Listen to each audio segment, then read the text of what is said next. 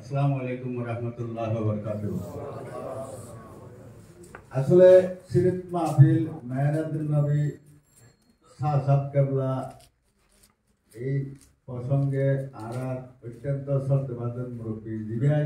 ইতিহাসিক দেখি ইনারা সম্মতি বিভাগে কাজ করে গিয়ে এটা তো আর এলাকাবাসীর একটা দায়িত্ব দিয়ে এই যে সুনতিত মেঘদি মেরি সাহাব কেবলারে আল্লাহ জন্ম দিয়ে পাঠিয়ে বলিয়া দিয়া ইয়ার কারণে আরা দিয়া এই সিরাত মাহফিল মেহরাজুন নবী এই বাইতুল্লাহ এই সিরাতের মাঠ এই যে বছরে 2-3 বার দিন আরারে দিগি ইনারা সাহাব কেবলা উসিলায় আরা পাই তাই একটা জিনিস এলাকাবাসী ব্যাকুণের উদ্দেশ্য করে হরিণটা আরার দিব্যানিকে আরারে জিনিস দিগিয়ে এই যদি আরা দৌড়ি থাকি দেওয়ায় ইনশাল্লাহ আরা জান্নাত জায়গার রাস্তা ও সৃষ্টি করে দিগিয়ে আরা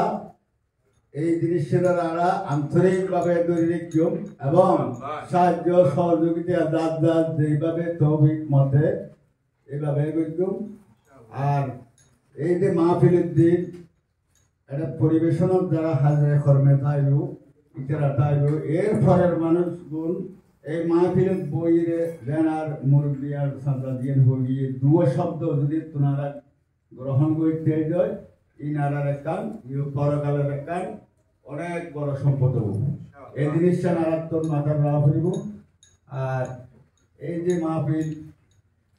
সালানাল্লাহ বলি যে সাহাব কেবলার পরিবার যারা আছে তারার অন্তরে যেন আর মুরব্বী হগি যে সাগরের মতো আল্লাহ গড়ে দিলে আর বেকুনে দোয়া হইত